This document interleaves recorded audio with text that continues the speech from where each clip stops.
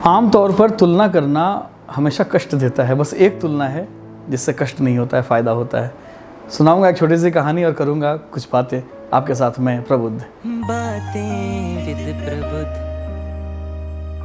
देवर्षि नारद को तो आप जानते ही होंगे, देवलोक में प्रसिद्ध, बहुत ही सिद्ध, बहुत बड़े विद्वान।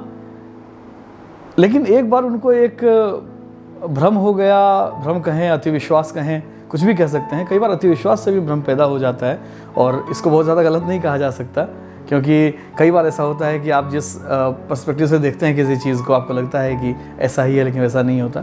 तो इस बात को तय करने के लिए, इस बात पर और मुहर लगवाने के लिए देवर्षि नारद पहुँच गए भगवान विष्णु के पास, श्री हरि नारायण के पास।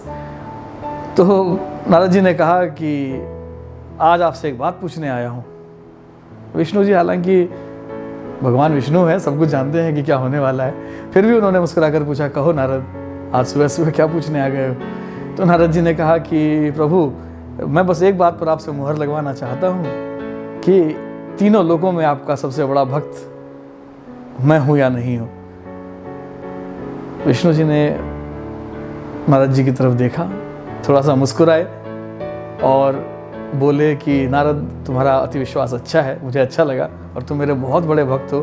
निश्चित रूप से नारायण नारायण करते तीनों लोकों में घूमते हो, लेकिन तुम्हें यह बताने में मुझे भी थोड़ा सा कष्ट हो रहा है कि तुमसे ज़्यादा बड़ा एक भक्त मेरा पृथ्वीलोक पर है। नारद जी की भौहें तन गई। पृथ्वीलोक पर मुझसे बड़ा भक्त श्री हरि का? श्री हरि ने कहा कि हाँ, वो भारत देश में एक किसान है। उसका नाम उन्होंने बताया, पता उन्होंने बताया। उन्होंने कहा कि जाकर पता करो, देखो कि वो मेरा भक्त क्यों है सबसे बड़ा। तो नारद जी वेश बदल कर, अलग अलग जगह अलग अलग कहानियाँ मिलती है। कहीं कहीं तो ये है कि नारद जी ने सिर्फ उनको देखा, ऑब्जर्व किया। कई जगह पर ऐसा है कि वो वेश बदल कर वहाँ पर उनके घर पर गए, एक यात्री बनकर, और रुक कर उनकी दिनचर्या को देखा। तो वो किसान जो है सुबह सुबह उठा। उठते ही जैसे बिस्तर पर वो बैठा, उसने अपने दोनों हाथों को यूँ रगड़ा, एक बार यूँ हाथ देखा और फिर प्रणाम करके श्री हरि का नाम लिया। इसके बाद किसान नीचे उतरा, अपना सुबह का नित्य कर्म सब कुछ करके, स्नान ध्यान करके, और फिर भोजन करने के बाद काम पर निकलने से पहले एक बार फिर उन्होंने श्री हरि का नाम लिया। उसके बाद वो अपने काम पे चले गए। फिर किसान ने पूरे दिन जी तोड़कर मेहनत की, खेती के जो काम होते हैं, हल जोतना, वो सब किया, और जो जो तैयारियां होती हैं, पूरे दिन श्रम से अपना काम किया। और शाम को गोधूली से जब शाम का समय होने लगा, तो शाम के समय वो लौटकर अपने घर वापस आ गए। घर वापस आ गए, फिर बैठकर बात की बच्चों से, पत्नी से, लोक व्यवहार में गए इधर उधर, और फिर घर आकर भोजन करके और सोने से पहले फिर से एक बार श्री हरि विष्णु का नाम लिया, और उसके बाद वो सो गए। अब नारद जी को बड़ा गुस्सा आया। नारद जी वापस गए भगवान श्री विष्णु के पास। उन्होंने कहा कि श्री हरि, ये बताइए कि आपने ये तो कह दिया कि वो जो किसान है वो मुझसे बड़ा भक्त है आपका, लेकिन ये कैसे हुआ, बताइए।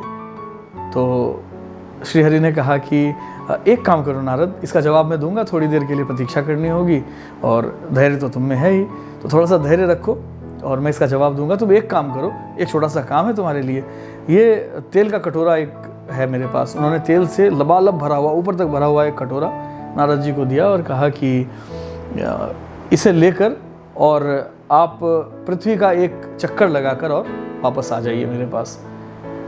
तो श्री हरि ने का आदेश था, तो इसमें नारद जी को ने पूछा भी नहीं कि क्यों करना है, क्या करना है। तो नारद जी अब तेल का कटोरा लेकर गए। विष्णु जी ने ध्यान से जाते हुए कहा कि लेकिन नारद सुनिए, जाते समय आते समय कहीं भी पूरे रास्ते में एक बूंद तेल भी छलके ना। अगर वो छलक गया तो तीनों लोक में भूचाल आ जाएगा, तीनों लोग समाप्त हो जाएंगे, भस्म हो जाएगा, इसलिए बहुत बड़ी जिम्मेदारी है।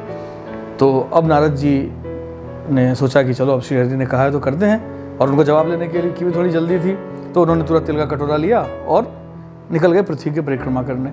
परिक्रमा के दौरान उनका पूरा ध्यान इस बात पर था कि तेल छलक न जाए कटोरे से, और बहुत ही संभाल कर उन्होंने कटोरे को लेकर, ताकि किसी भी तरह से कभी हवा चल सकती है, कभी कुछ भी हो सकता है, कोई ऐसी परिस्थिति आ सकती है, कोई अगर वो हवा के रास्ते से भी जा रहे हैं तो कोई चिड़िया आ सकती है। तो उन्होंने बहुत ध्यान रखते हुए तेल का कटोरा लेकर और एक चक्कर काटकर पृथ्वी का वापस वो आ गए श्री हरि के पास। तो विष्णु जी ने कहा, अरे वाह, तुमने तो मैंने जो काम दिया था वो तुमने पूरा कर लिया। तो नारद जी ने कहा कि जी, आपका आदेश था, मुझे पूरा करना था। तो उन्होंने पूछा कि ये कटोरा छलका तो नहीं, एक बूंद तेल भी? नारद जी ने कहा नहीं, नहीं छलका। तो उन्होंने कहा बहुत अच्छा, तेल का कटोरा आप मुझे वापस कर दीजिए। तेल का कटोरा वापस ले लिया श्रीहरि ने। फिर उन्होंने कहा कि अब नारद जी एक बात बताइए कि ये सारी प्रक्रिया करते हुए जब आप तेल का कटोरा लेके पृथ्वी का एक चक्कर काट कर आए, आपने मेरा नाम कितनी बार लिया? तो नारद जी सकपका गए। उन्होंने कहा कि मेरा ध्यान तो इस पर था कि वो तेल का कटोरा ना छलक जाए, मैं आपका नाम कैसे लेता? मेरा ध्यान तो उस पर था। अगर मैं नाम लेने में गुम हो जाता, आप जानते हैं कि मैं आपका नाम लेने में अगर एक बार उस धुन में आ जाऊँ तो मैं सब कुछ भूल जाता हूँ। तो यहाँ पर श्रीहरि ने जवाब दिया कि नारद आपका जवाब यही है। वो किसान, उसके ऊपर जो भी जिम्मेदारियाँ हैं, तेल का कटोरा उसके हाथ में तो नहीं है, लेकिन उसके ऊपर भी घर है, परिवार है, सब कुछ है। उसको खेती करनी है, अन्न उपजाना है, अपने लिए भी, गाँव के लिए भी। वो अपनी सारी जिम्मेदारियों का निर्वहन करते हुए भी 3 बार मेरा नाम लेता है। लेकिन आपको मैंने एक बड़ी जिम्मेदारी दे दी तो आपने एक बार भी मेरा नाम नहीं लिया पूरा चक्कर काटने के दौरान। तो ये अंतर है कि उसका संपूर्ण जिम्मेदारी वो निभा रहा है, जो रिस्पॉन्सिबिलिटी उसको दी गई है वो आदमी निभा रहा है, और उसके बाद भी मुझे याद करने के लिए 3 बार समय निकाल रहा है, एक एक बार श्रीहरि कह के। और आप जो 24 घंटे नारायण नारायण करते हैं, आप मेरा नाम नहीं ले पाए क्योंकि आपका ध्यान उस पर था। तो आपका फोकस शिफ्ट ना हो जाए। तो यहाँ से ये बात मिलती है, यहाँ से ये सीख मिलती है। पहली बात कि नारद जी ने कंपेयर किया अपने आप को कि मुझसे बड़ा कोई तो नहीं है, तो कंपेयर कभी नहीं करना चाहिए। पहली बात तो ये, पहली सीख तो ये, कंपेयर कभी नहीं करनी चाहिए, करना चाहिए किसी से भी, क्योंकि हर किसी का रास्ता अलग है, हर किसी की मंजिल अलग है, हर किसी की क्षमता अलग अलग है। तो इसलिए कभी भी कंपेयर करेंगे तो आप परेशानी में पड़ेंगे। इंस्पायर होना अलग बात है, कंपैरिजन करना अलग बात है। मुझे ये बनना है, एस्पायर करना या किसी से इंस्पायर होना कि उसके जैसा बनना, ये अच्छा है, लेकिन आप उसकी जगह पर आ जाएं ये, या आप वहाँ तक क्यों नहीं पहुँच पा रहे, ये कंपैरिजन कभी नहीं करना चाहिए। तो पहली बात ये है कि नारद जी को भी कंपेयर नहीं करना चाहिए था। मैंने शुरू में एक बात कही थी कि कंपेयर सिर्फ एक कंपैरिजन काम आता है, और वो कंपैरिजन ये है कि कल आप जैसे थे आज उससे एक कदम आगे हैं या नहीं है, एक स्टेप बेहतर हैं या नहीं है। रोज़ आप कल से एक स्टेप बेहतर हो जाइए, आपसे ज़्यादा सफल कोई नहीं हो सकता। दूसरी सीख, फोकस के साथ आप कितने भी रिस्पॉन्सिबिलिटी आपके साथ हो, आपके पास हो, आप उस रिस्पॉन्सिबिलिटी के साथ ईश्वर को याद करें, आप अपने गुरु को याद करें, आप अपने माता पिता को याद करें। आपके ऊपर जितने लोगों का भी एहसान है, जितने लोगों का भी आपके ऊपर हाथ रहा है, उन सबको हमेशा याद रखें। और ये किया जा सकता है अपनी पूरी जिम्मेदारी निभाते हुए भी। ऐसा नहीं हो सकता कि कभी घंटों आप अपने माँ बाप से दूर रहते हैं, शहर में रहते हैं, कहीं माँ बाप गाँव में रहना पसंद करते हैं। आप ज़रूरी नहीं है कि 1-1 घंटा रोज़ बात कीजिए, लेकिन कम से कम एक बार कॉल कीजिए। इसलिए फोकस आपका शिफ्ट नहीं होगा अगर आप रिस्पॉन्सिबिलिटी को निभाएंगे, दोनों चीज़ों को एक साथ लेकर चलेंगे, तभी आप एक सफल मनुष्य होंगे, तभी आप एक सुखी और खुश और प्रसन्न मनुष्य होंगे, जिसको ये लगेगा कि जिसने अपना जीवन जिया तो उसको कंप्लीट करके जिया। ऐसा नहीं कि मैंने इस पर ध्यान दिया तो वो छूट गया, उस पर ध्यान दिया तो वो छूट गया। सब कुछ इंटीग्रेट होकर चल सकता है, आप लेकर चल सकते हैं। आप में एक क्षमता है, इसको जागृत कीजिए। बहुत बहुत शुक्रिया।